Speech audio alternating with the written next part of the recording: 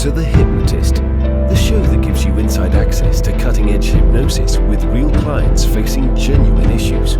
Brought to you by the hypnotherapist demanded by celebrities, CEOs, and even royalty, Adam Cox. These recordings took place live from Adam's clinic in London's world-famous Harley Street. So, get yourself comfortable and enjoy today's episode of The Hypnotist.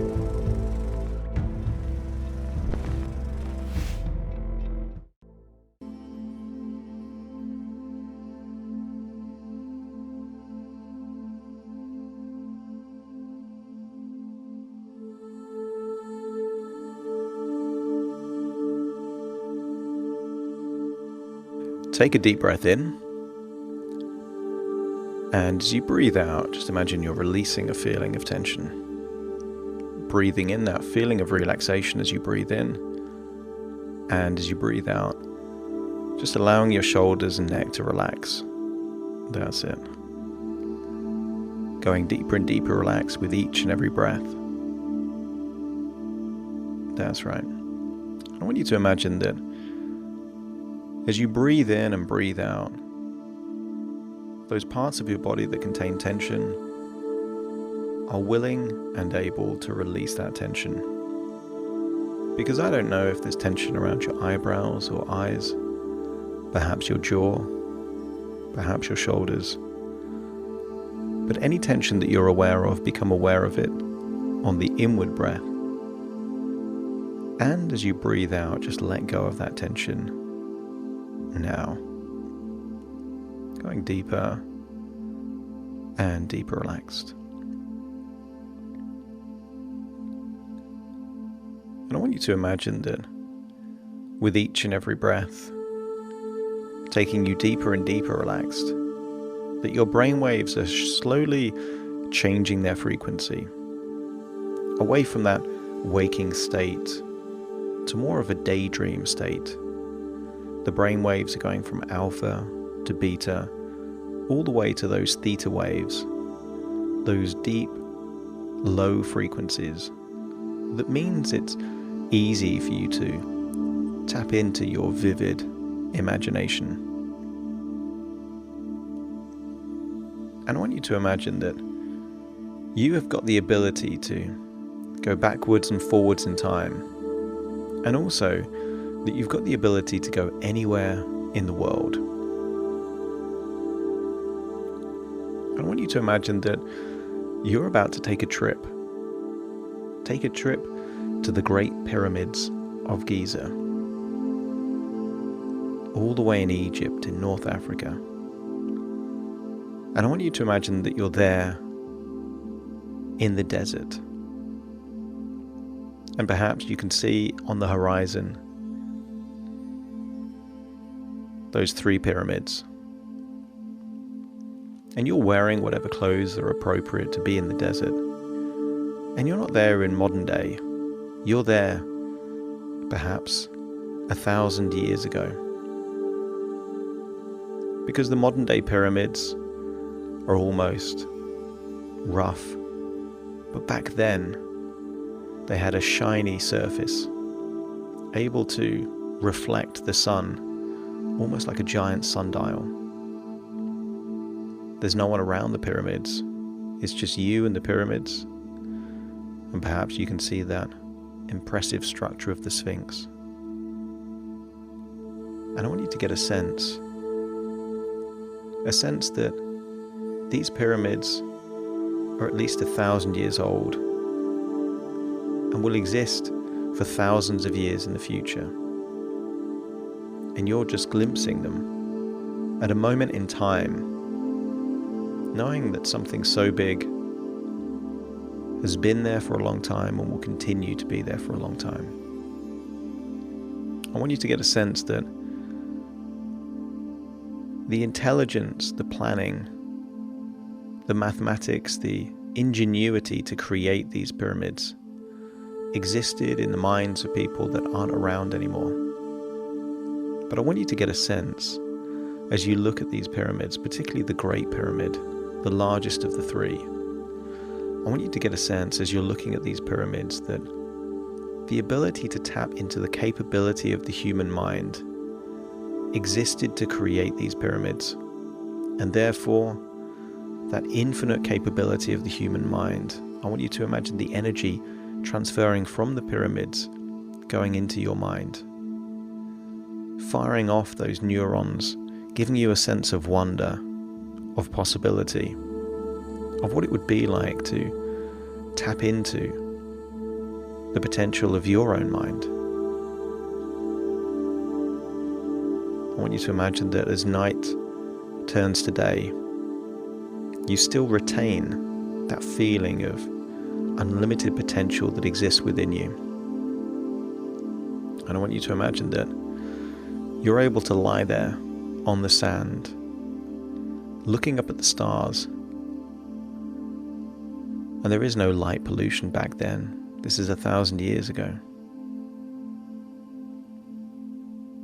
I want you to see the brightness of the stars, maybe some shooting stars.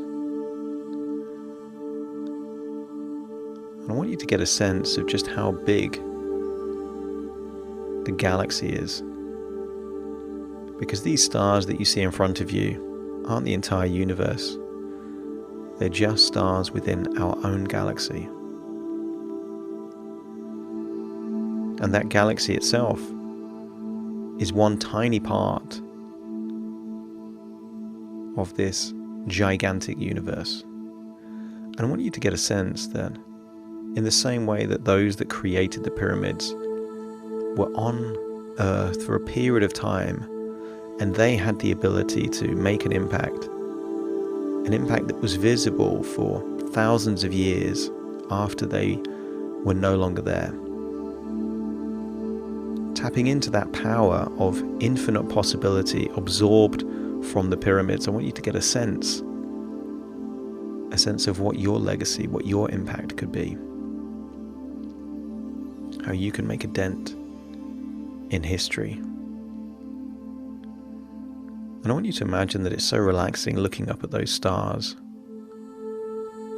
that you can imagine falling asleep on the sand, just on the edges of these grand pyramids. And as you do so, I want you to dream.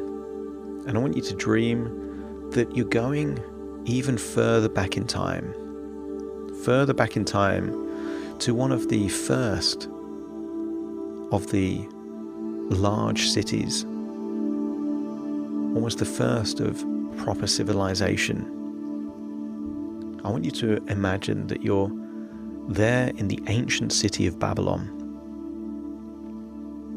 in what would be modern-day Iraq.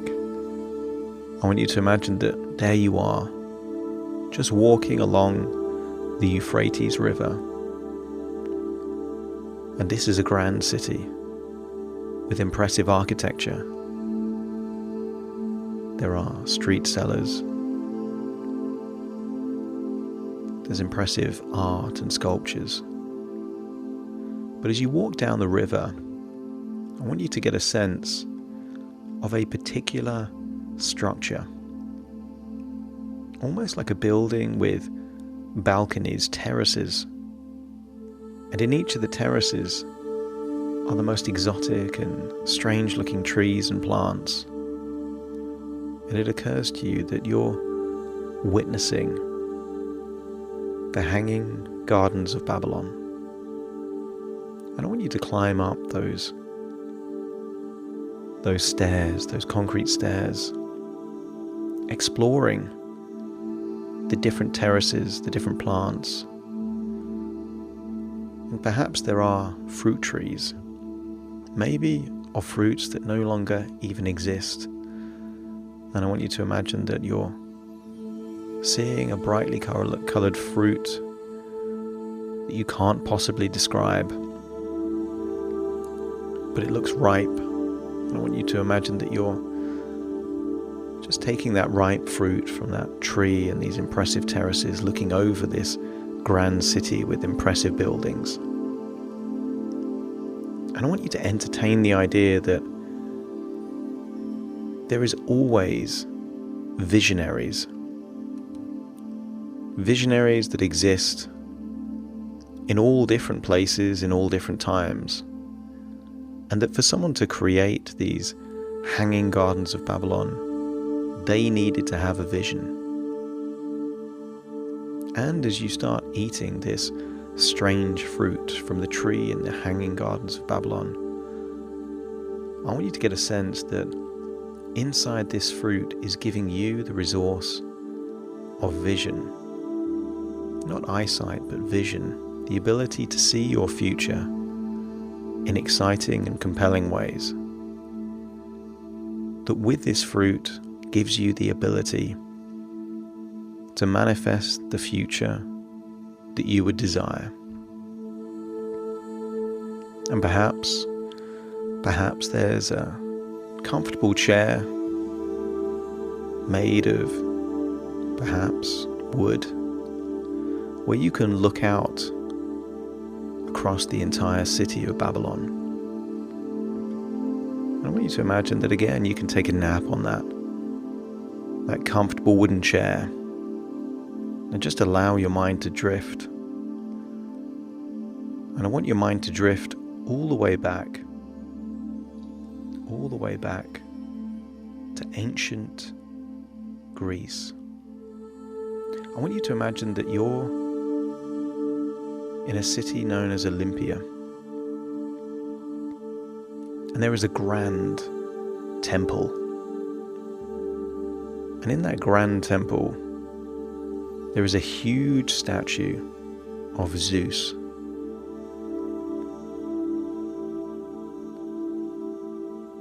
Now you might know Zeus as the king of the gods in Greek mythology. Unlimited power, strength, the father of Hercules. And I want you to get a sense as you witness firsthand this impressive statue of Zeus.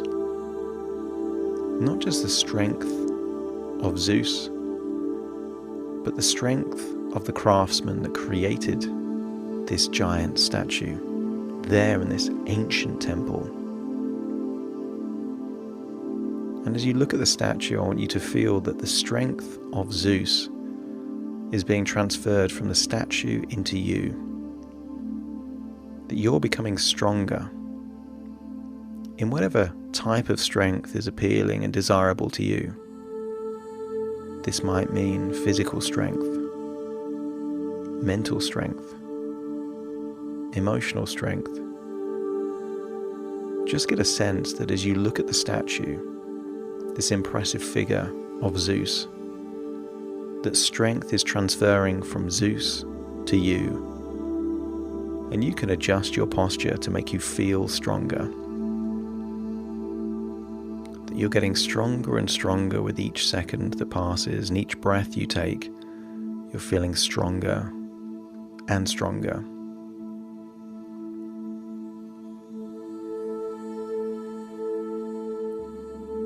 And again, I want you to imagine now drifting off,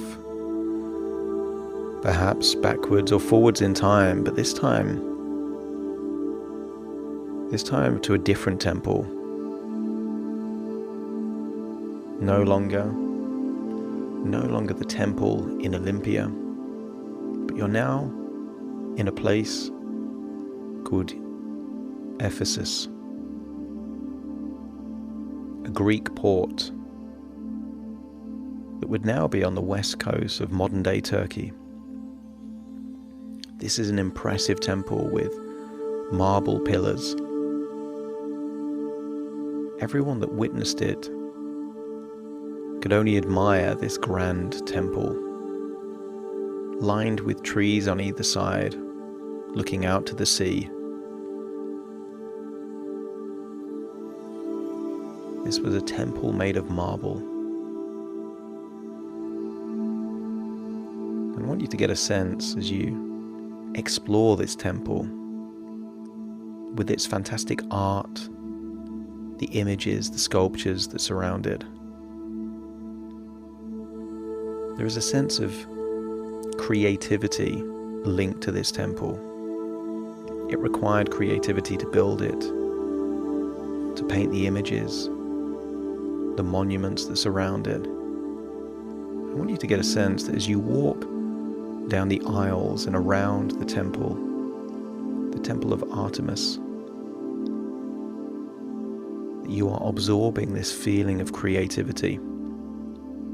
With each and every breath and each and every footstep, you're feeling more and more creative, more and more inspired, having the ability to be creative in your own life, in your own way.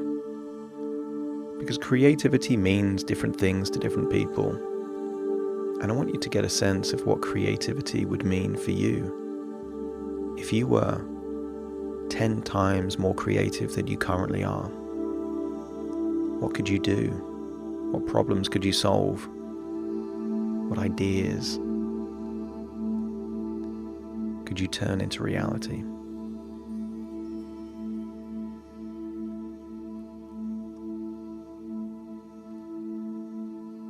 As you get a sense of that creativity, you can also appreciate that imagination is a form of creativity.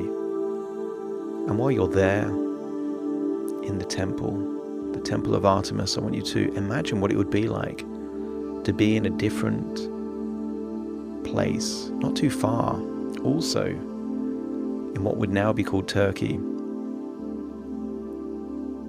But back then, hundreds and hundreds of years ago, in a place called Hypnosis, there was a mausoleum, an impressive building, large, many floors, the most impressive building of anywhere near it. This mausoleum was massive, made entirely of white marble. And back then, hundreds and hundreds of years ago, at 135 feet high, with its complicated design, rectangular layers, and 60-foot base of steps, I want you to explore inside and outside and get a sense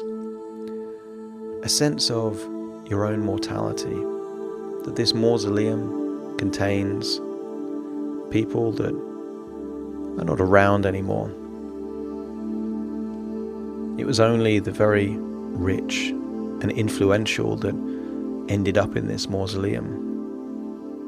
But I want you to get a feeling that in every time, in every age, life is finite. And that isn't a reason to be sad or anxious, because it's the finality of life that gives life meaning. That time is there to be used, treasured. And I want you to get a feeling, a sense of excitement, urgency, a feeling from this mausoleum that you will turn your life into a piece of art. And any art comes with a vision in mind. It's designed, not left to chance. This building is a piece of art, and you can't help but wonder what it would be like to turn your life into a piece of art.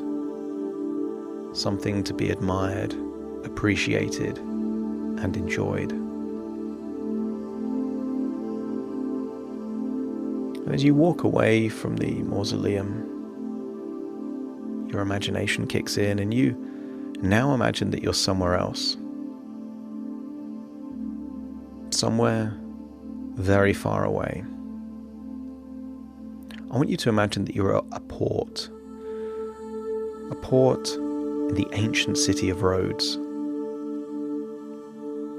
And as you see this port, you notice that for boats to enter the port, they have to travel under the legs of a giant statue.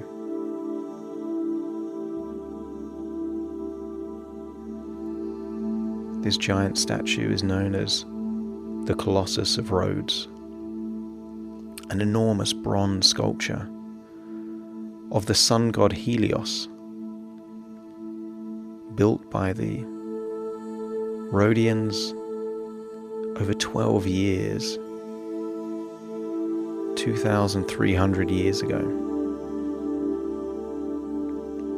This is a giant bronze statue of a god, a sun god. And as you look at this god, this giant statue, this impressive city, this busy port, I want you to get a feeling of awe.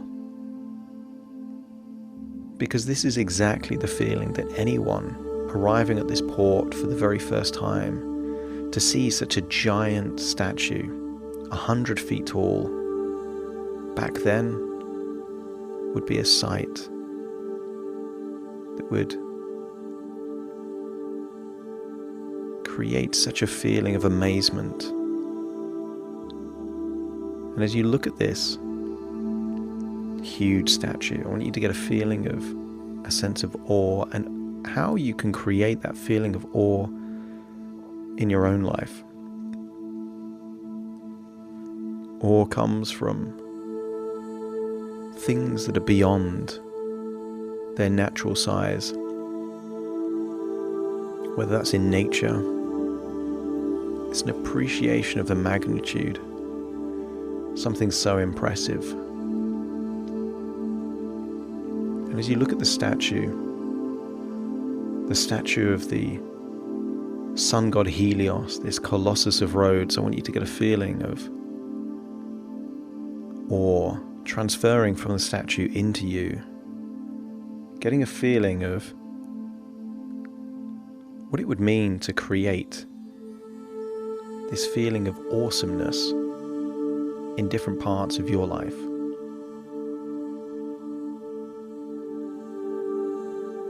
How even the simple things can give you a feeling of gratitude, because even something as delicate as the petal on a flower can give a feeling of awe, the magnitude of nature and life. And as you drift off, imagine that you're in one final place.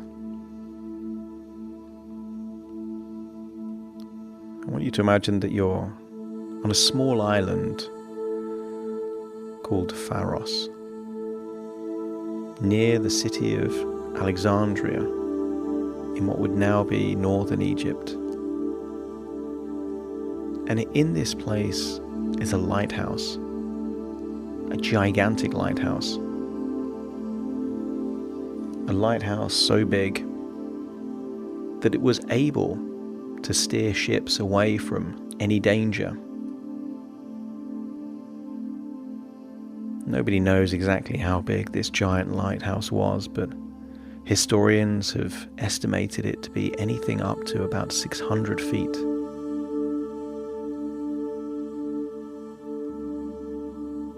And I want you to imagine that you're climbing the stairs all the way to the top of the lighthouse, enabling you to see the Mediterranean Sea from the coast of Africa all the way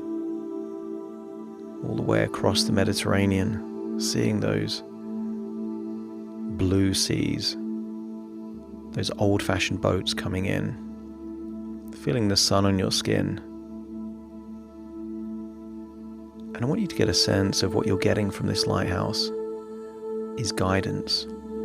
In the same way that the lighthouse guides, I want you to get a feeling that something is guiding you to make good decisions, taking you in the direction of your own future in exactly the way that it should be. And whatever you call these guides, just know that you're being guided in the best way, away from danger, threats and mistakes, and towards good decisions and good people and good opportunities. You get a feeling of being guided. And with that feeling of being guided, it's now time to leave these 7 ancient wonders of the world And I want you to imagine that you're going all the way back to Egypt, just remembering that you're there, having a dream as you're looking up at the stars next to the ancient Pyramids of Giza, and realize that this dream was just a dream within a dream, and actually you're exactly where you are in your own body, feeling relaxed, feeling resourceful, feeling like you have all of these resources and qualities absorbed into you, enabling you to take your life in exactly the direction that you want to take it. In a few moments' time, I will count from 1 to 10 to awaken you. You will awaken with all of these resources, and more importantly, the ability to use them in exactly the context and environment that will be most impactful. All of that creativity, wisdom, infinite genius, the ability to see awe in everything, and unlocking that creativity, but also knowing that life is yours to turn it into your own masterpiece. In a few moments' time, I will count from 1 to 10 to awaken you, and you will awaken completely in the moment, fully wide awake, unlocking all of these resources, feeling refreshed and alert. Starting to count to awaken you. 1, 2, 3, waking up. 4, 5, 6, more alert. 7, 8, open your eyes, open your eyes. 9, 10, wide awake, wide awake, wide awake.